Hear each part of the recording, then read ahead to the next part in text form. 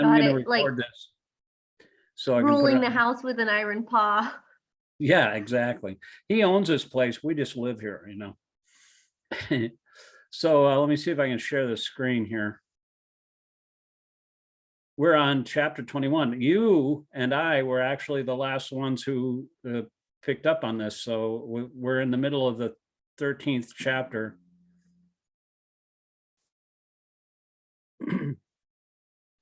Did you find a new place yet, or are you still looking?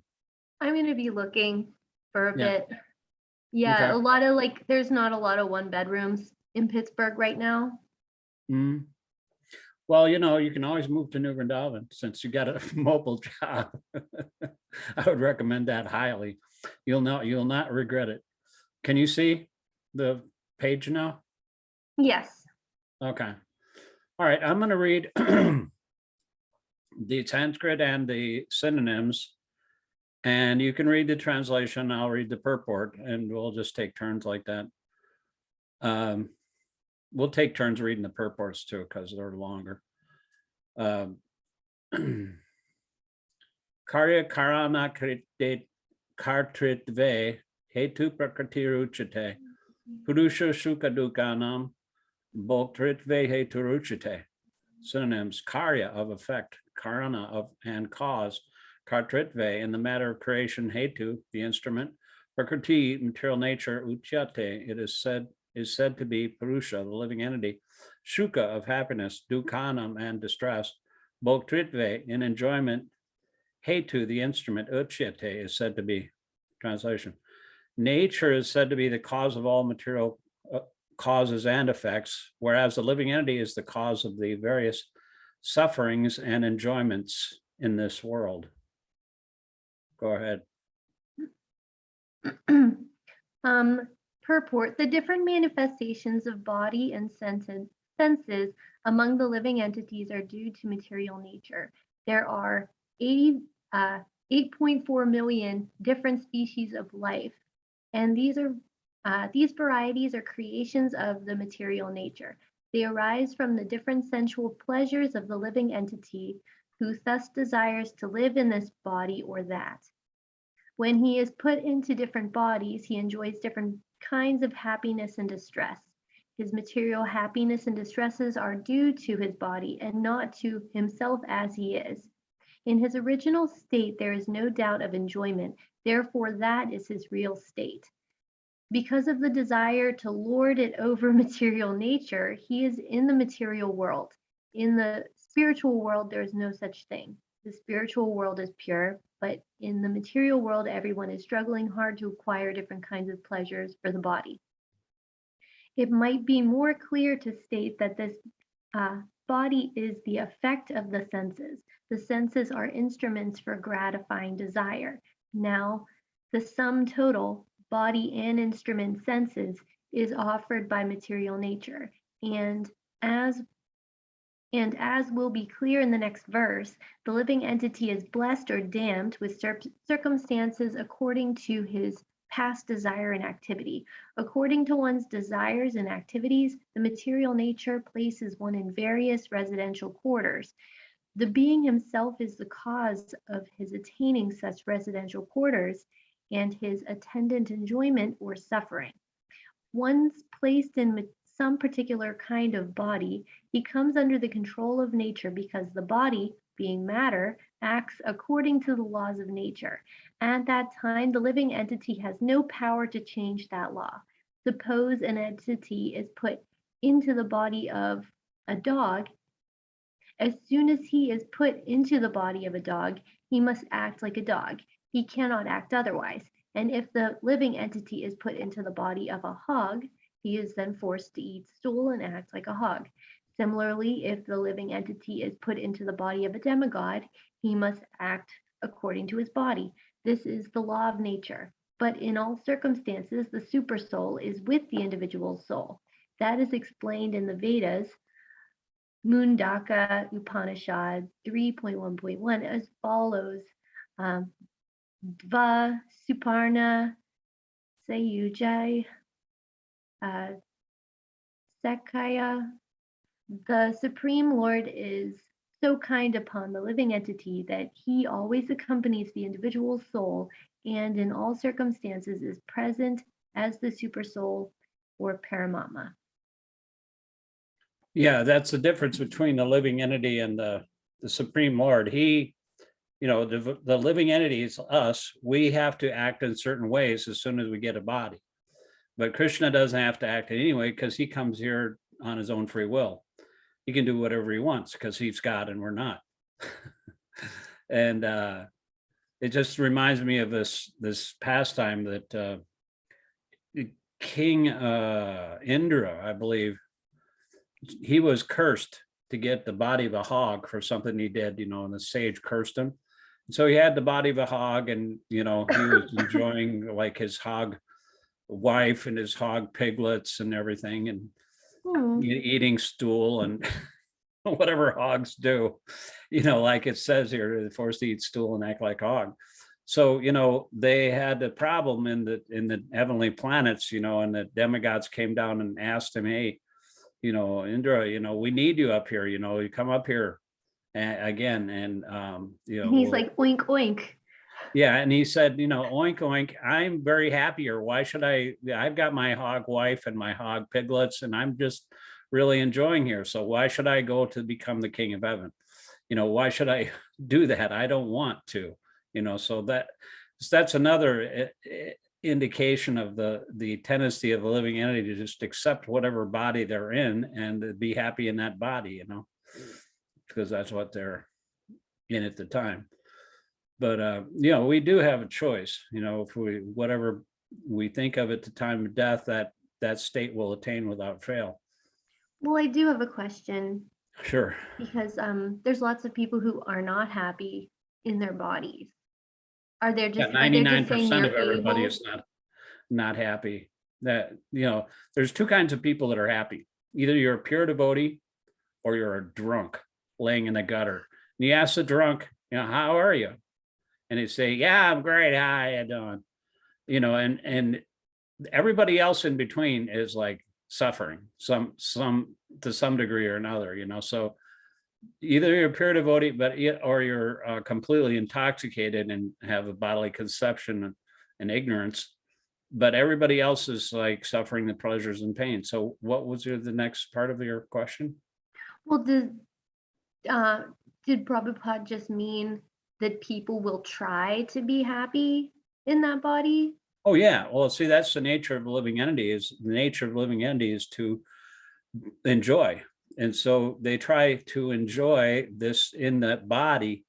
But the thing is, that's not really enjoyment. Reminds me of an old song. I'm an old hippie, so there's this old singer-songwriter named Melanie back in the 60s and early 70s, and she said, it's like, it was a song called Glory, Glory, Psychotherapy, Glory, Glory, Sexuality, Glory, Glory, Now We Can Be Free. As the id goes marching on, you might think you're having fun, but you're not having fun at all. But, that's true, like everybody's trying to enjoy the material body in the material senses, like it said in that purport just previously, you try to enjoy in the body you have, because we're given these senses in the body that we wanted, and everybody gets what they deserve and desire. And so, we try to enjoy in that way, but we can't really enjoy unlimitedly, because we get sick of whatever we're doing. If you really like ice cream, you can eat ice cream until you puke, and you'll get sick of ice cream. But Krishna consciousness is like an unlimited ocean of nectar. You just keep increasing. It keeps on getting bigger and bigger and bigger. And there's never any, it's unlimited. So that's what my name says in the first verse. It says, Anandam Buddhi Vardhanam, an ever increasing ocean of bliss. And so there is no comparison to any kind of happiness you may get in the material world. Compared to that, even the highest material pleasure is nothing in comparison with that. So I guess I'll read the next verse here, and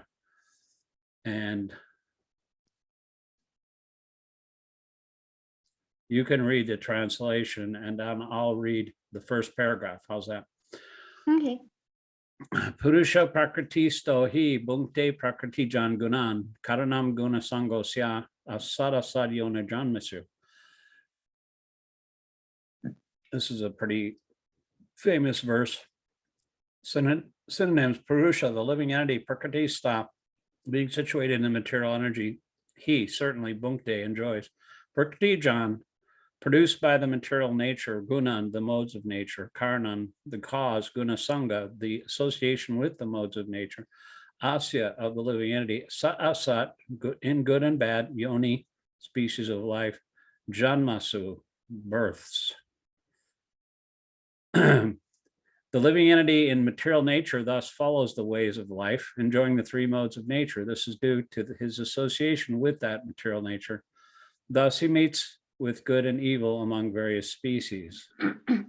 Purport. This verse is very important for understanding of how the living entities transmigrate from one body to another. As explained in the second chapter, that the living entity is transmigrating from one body to another just as one changes dress. This change of dress is due to his attachment to material existence. As long as he's captivated by this false manifestation, he has to continue transmigrating from one body to another. Due to his desire to lord it over material nature, he is put into such undesirable circumstances. Under the influence of material desire, the entity is born sometimes a demigod, sometimes as a man, sometimes as a beast or a bird or a worm or an aquatic, a saintly person, or as a bug. This is going on. And in all cases, the living entity thinks himself to be the master of his circumstances, yet he's under the influence of material nature. That's really important, that we think we're free, in fact, the whole United States of America thinks that it's free, we're of the people, by the people, for the people. It's a completely wrong conception of how things work in the universe, because we may think that we're in control, but actually the modes of material nature, just as it says later on or actually in previous verse, it said, the living entity thinks himself the doer of materials in the material modes, which are actually taking place.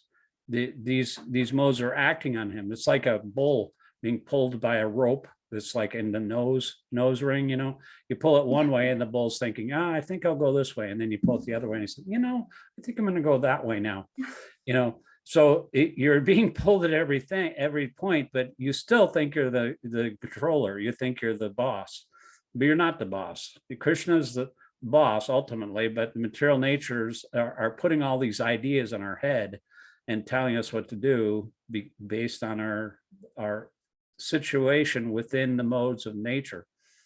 You can read the second paragraph here. Oh, I can't see the first line. Oh, no, this is the second paragraph. Okay. How he put into. He is put into such different bodies as is explained here. It is due to association with the different modes of nature. One has to rise, therefore, above the three material modes and become situated in the transcendental position. It is called Krishna consciousness. Unless one is situated in Krishna consciousness, his material consciousness will oblige him to transfer from one body to another because he has material desires since time immemorial. But he has to change that conception. That change can be effected only by hearing from authoritative sources. The best example is here. Arjuna is hearing the science of God from Krishna. The living entity, if he submits to this hearing process, it will lose his long-cherished desire to dominate material nature, and gradually and proportionately, as he reduces his long desire to dominate, he comes to enjoy spiritual happiness. In a Vedic mantra, it is said that he becomes learned in association with the Supreme Personality of Godhead. He proportionately relishes his eternal blissful life. Yeah, that's this hearing, that's what I try to do every day. I usually try to read about 3 chapters a day in between driving, and I've been catching up to the episodes of this that I missed. Yeah, really, yeah. This show, yes. pretty soon you'll be caught up. So yeah, it's really, hearing is very, very, very important. That's actually the most, there's hearing, chanting, remembering, serving, praying, but hearing is the first thing, because when we, it's like, you're sleeping, like say if your house is on fire, if somebody yells, you immediately wake up. So that's the process of hearing. It can wake the sleeping conditioned soul. And that's what Bhaktivinoda Thakur, he has a song called Jeev Jago. Jeev Jago, wake up, living entity. You're sleeping on the lap of the witch, Maya. So wake up, Jeev Jago, that means wake up. I have a question though. Yeah.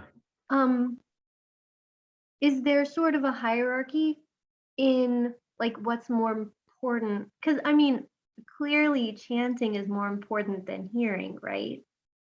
Well, if you can hear from somebody else, or you can hear from yourself when you're chanting or reading.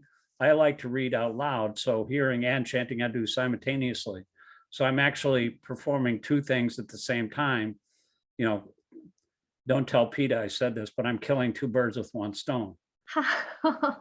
PETA doesn't like that when you say that, because they're very, very, well, they don't like pets either. They're actually nuts, Yeah. That guy that was in Babe, that older gentleman that was like in Babe, he super glued his hand to a Starbucks counter to protest the fact that they charge more for soy milk than they do regular milk. They're really petty. That's really yeah, I mean, like you're giving vegans and vegetarians a bad name, dude. Well, they don't like pets either. They don't think anyone should have pets. And pets, no pets. No. And screw that. People, though, I mean, cows were Krishna's pets. It's like, remember Mellisa, or not Mellisa, but that's me. Yeah, you're Mellisa. Cassandra, Mousy. Yeah. I was thinking, she's like vegan AF. You know what I mean? And I brought some lassi, from the farm. It was like Himsa dairy, the skim milk that's left over after they churn the butter from it. It's skim milk, or skim yogurt, I mean, because that's the way Krishna's mother used to make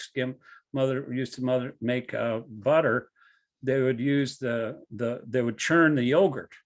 And so after they churn the yogurt for the deities and they make the ghee, then it's just skim yogurt. They got a ton of it left over. And so every time I go to New Vrindavan, I used to, get a whole, a couple gallons of it, put it in the freezer, and then just use it to make a mango lassi, And I asked, there you go, Melissa, I'm thinking. Oh, well, I appreciate that. I still see Cassandra once in a while. Yeah. I am impressed by her. She was 21 and came to the, when you start to drinking, the age. And instead of going out and drinking, she came to the Pittsburgh Kirtan Center. I haven't seen her for a while, but I don't know how she is. I mean, she's gone through some stuff, I think, since then. But anyway, I said, this is vegan. I mean, it's not vegan. It's like, it's Himsa dairy. We don't hurt our cows. Our cows are very happy. She'll get sick if she has milk, because if you go vegan for long enough, and it's not like we have New Vrindavan milk here in Pittsburgh all the time. Right, no, we don't have that. But I'm just saying that particular milk was vegan, was Himsa dairy, and she said, no, I don't want it. Well, and because she never has milk ever, She never had milk in her whole life? No, I'm saying, like, if you go vegan for a really long time, you can't have milk after that. Even if it's a Himsa milk, even if it's, from holy cows, you can't have. Well, I've never heard that. I mean, that it might be true in their minds, but milk is actually liquid religiosity as far as Prabhupada is concerned. Well, you drink it, makes your brain functions better. That's why kids who are breastfed, they are smarter than kids that are not breastfed. that has artificial milk. Anyway, Well, I I'm mean, I saying, said like, you should be surprised when she goes to the spiritual world and see that, did you know that Krishna is not a vegan? And she'll like, whoa. It says that, Krishna's not a vegan. She said, doesn't matter. I don't care. But anyway, whatever, to each his own. I'm certainly not going to argue with, because I get in trouble when I start arguing with people. well, we So can't talk like that. That's like if you were to tell me, oh, you can't take insulin because you're Christian conscious now. I wouldn't listen to that because I know I can't listen to that. I know. Well, yeah, that's called common sense, So we just respect everybody and to where they are, and whatever. I just like the reason I just bringing this up is like I'm saying some of them are just like a little nuts, like that guy from Babe, super gluing his hand to the counter. I mean, what is that? I mean, just to That's draw really attention funny. to yourself. It Yeah. seems like, okay, yeah, you're very, very enthusiastic about your cause or whatever, but don't you think there's more important things in this world? Like you're old, aren't you're like 90, you're 80 something years old. Shouldn't you be thinking of other things than besides like how much milk costs compared to soy milk? Yeah, I mean, that's Yeah, and more it's important than, Starbucks too. yeah, It's it's like Starbucks, like, if you're spending $6 on coffee, like yeah, what's you can 40 probably cents? afford pay a few pennies more, but it's like unfair. Okay, I'm going to protest, all right, whatever. Anyway, it's like, I just find it amusing. My wife and I were laughing about that, it's like, this is crazy. Some of these people, and I think if you get involved in any kind of politics, it tends to do that, if you're like really enthusiastic about certain things and you want to make a point, it becomes more of an ego driven thing after a while, because we should be listening to Krishna and what he wants us to do, instead of like going off on our own tangent and making a point or protesting or doing anything like that. Just surrender to Krishna and everything will be fine, Yeah. Well, it's frivolous and self-congratulatory. Yeah, like at the least. my wife, sometimes she makes a really good dish and she says, that is a really good dish if I do say so myself.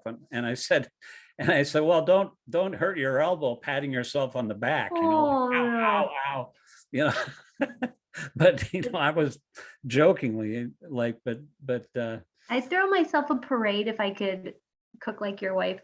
oh man, she's really good, I'm telling you. But so anyway, the real devotee doesn't want any accolades. So just like my name, Śikṣāṣtaka means not wanting any honor for themselves, but offering all respects to others. That's a key actually to chanting a holy name, is to be more talented than a tree, humbler than a blade of grass, and ready to offer all respects to others without expecting anything in return. And so all these people that are like political or, after some cause, they want all respect for doing whatever they're doing. They want to pat themselves on the back. Even these hockey players, my wife's into hockey, they want to, they go to the hospital or something and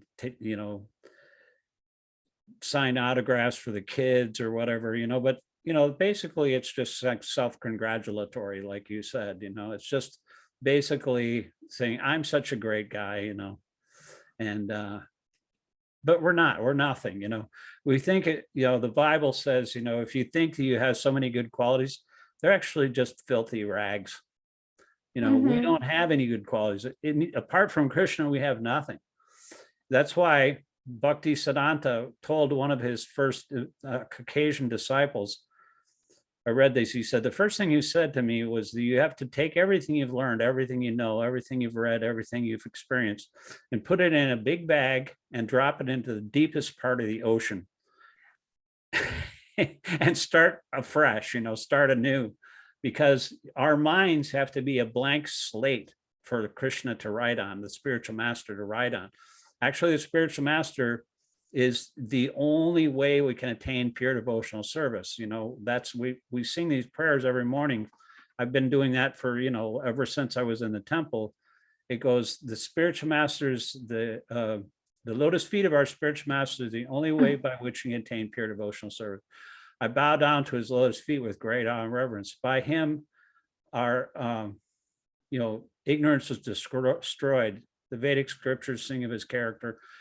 Just if you only think of the spiritual master, you should also think about, really seriously think about like who would be good for you to understand Krishna best through, like try to pray to Krishna to get that connection, because when you have a spiritual master and you really surrender to that person can guide you to Krishna, and then you're actually linked to Krishna. He says in the Bhagavad-gītā prayers that we sing every morning, it says, that the mercy of spiritual master, without the grace of spiritual master, no one can make any advancement.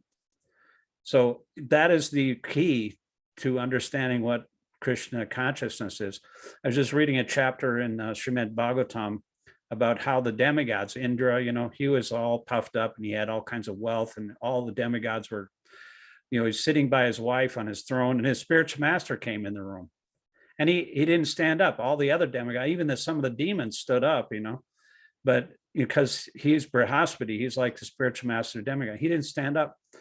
And so, the spiritual master just walked out because he was being disrespected, and so Indra knew that he made a mistake, and he knew that he committed an offense, but he was he tried, his spiritual master, he tried to look for him. I'm going to go and offer obeisances at his feet and humbly apologize.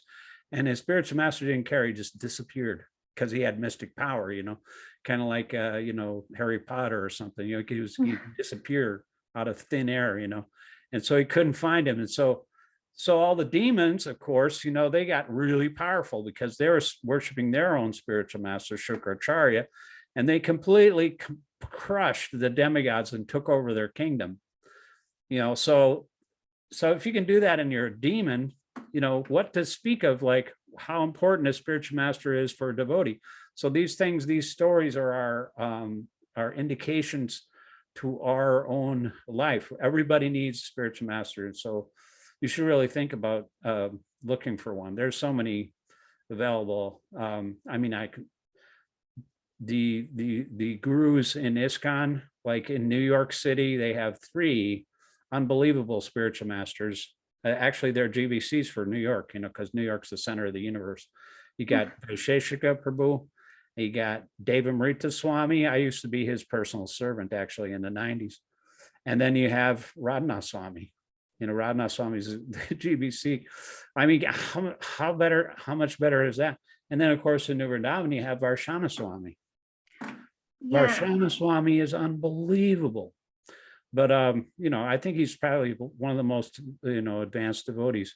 But I kind of like, if I was starting out as a bhakta, I would probably choose Vaisheshika, because he's like a guy that gets things done. He's one of the biggest book distributors ever since when he was 17 years old. I think he started Krishna consciousness, and he just started distributing books. And now he's like managing these huge book distribution programs all over the world, And I thought he was in LA. Yeah, he's in LA, but he's actually the GBC for New York. Oh, okay. So we have 10 more minutes here. So I'm going to continue to do this and stop yapping. But that's an important point, accepting a guru. I've been thinking about that just because I read that in the Bhagavatam today. Because it's, and also not disrespecting the spiritual master. If you disrespect or not disobey the spiritual master, don't offer respect to him, that's like a profound offense, so you have to be really careful. You can't even get too close to the spiritual master. You don't want to become familiar, like they say, familiarity breeds contempt. That saying, so you just want to be very, very careful when you're dealing with advanced devotees like that, because even an 11th of a second of association with a pure devotee can completely transform your life, and that's what they say. Lava matra. Lava means an 11th of a second. Wow. So this is text 23. Upendrastanu mantra cha bharata bhakta maheshwara paramatmeti cha pukto dehismin purusha para. Synonyms: Upadrasta, overseer; Anumanta, permitter; Cha, also; Bharata, master; Bhokta, supreme enjoyer; Maha Ishvara, the supreme lord; Paramatma, the super soul; Iti, also; Cha, and; Api, indeed; Ukta, is said; Dehe, in this body; Asmin, this; Purusha, enjoyer; Para, transcendental. Why don't you read the translation in the first paragraph? Okay. Translation: Yet in this body there is another, a transcendental enjoyer, who is the Lord, the supreme proprietor, who exists as the overseer and permitter, and who is known as the supersoul. Purport: It is stated here that the supersoul, who is always with the individual soul, is the representation of the Supreme Lord. He is not an ordinary living entity, because the monist philosophers take the knower of the body to be one. They think that there is no difference between the supersoul and the individual soul.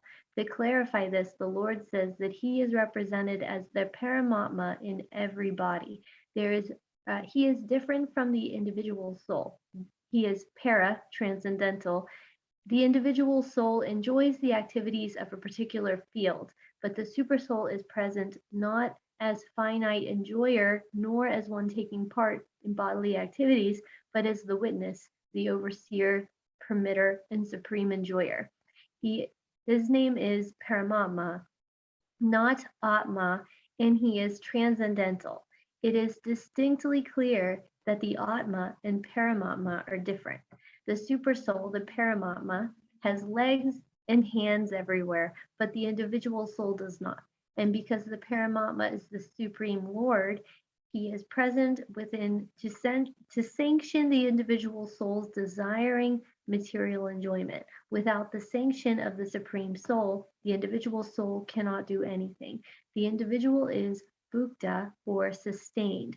The Lord is bhokta, or the maintainer. There are innumerable living entities, and he is staying in them as a friend. Yeah, it's like two birds in a tree. One bird is eating the fruits of the tree, and the other bird's just sitting there watching his friend, and he's waiting for his friend to like say, "Hey, Want some? talk to his friend, the other bird," Yeah.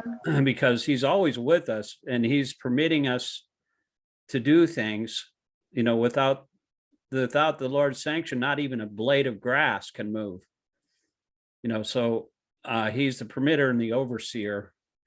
But we're completely dependent on him, either in the form of the external energy. If we act on our own, we're covered by his material energy and we're controlled by the modes of material nature, or we can surrender to him and be totally free.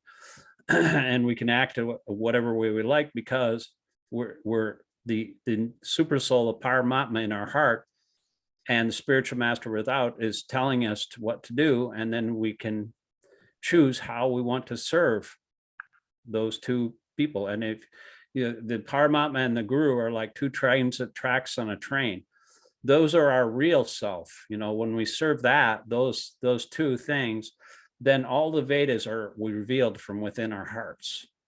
So that's the way back to Godhead. You did get on that train. Let's see, how much time do we have left? Okay, we got 4 minutes and 46 seconds. I'll read the second paragraph here. The fact is that every individual living entity is eternally part and parcel of Supreme Lord, and both of them are very intimately related as friends. But the living entity has a tendency to reject the sanction of the Supreme Lord and act independently in an attempt to dominate nature. And because he has this tendency, he is called the marginal energy of the Supreme Lord. The material and the living entity can be situated either in the material energy or the spiritual energy. So he can choose. That's why it means marginal. You can go this way or that way.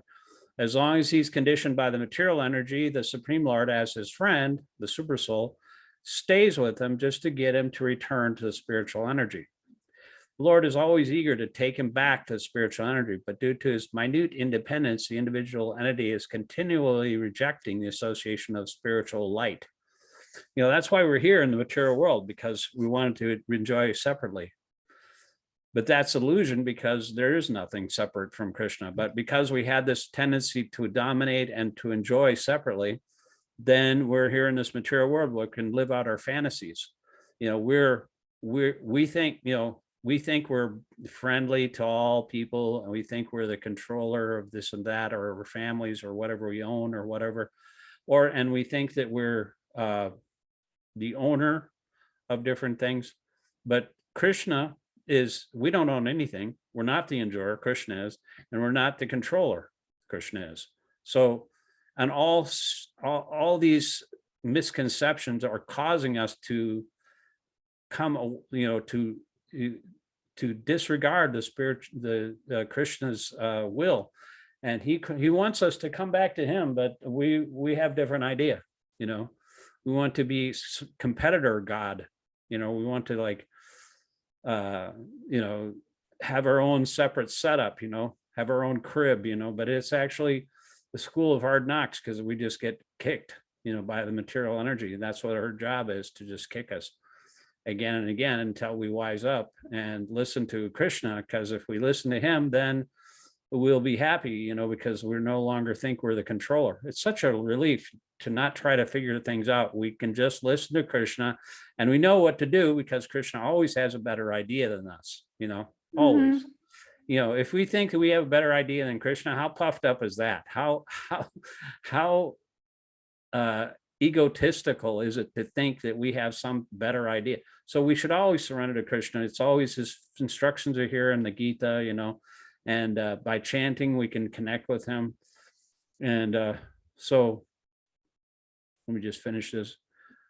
Just give it up and turn your faith toward me, then you'll be happy, end quote, he says. Thus, the intelligent person who places his faith in the Paramatma, or the Supreme Personality of Godhead, begins to advance toward a blissful eternal life of knowledge. Sounds good to me. I don't know why everybody doesn't do it. No, it's like an advertisement. If you're in advertising, you want to, like you have to present a problem, okay, we're all suffering birth, death, old age, and disease. Here's a solution. We can get rid of all of your birth, death, old age, and disease, and you keep you completely free from anxiety. Why don't you try this? It's free. And, and it's blissful, and you can have unlimited happiness. And, but no, people don't want it because they have the independence. And so they're just, and they're also, everybody here is in this material world is basically rebellious, because they're actually envious of the Supreme Lord. They're envious of themselves, they're envious of each other, and they're envious of Krishna himself. But there's no reason to be envious. We have the same qualities as he does. But is there any question? Because we're going to run out of time here. We'll have less than a minute. Well, isn't it true that anyone with a body is rebellious? Absolutely. My Dave Marita Swami, who's the GBC in New York, he said, if you wake up in the morning and see a material body, you've made a mistake. Oh. I love that saying, That's why I have a t-shirt that says, shut up and obey God, but it's in a mirror image. So when I see my body in the mirror, it'll say, shut up and obey God, and then I'll know what to do for the rest of the day. That's what it says on the front license plate of my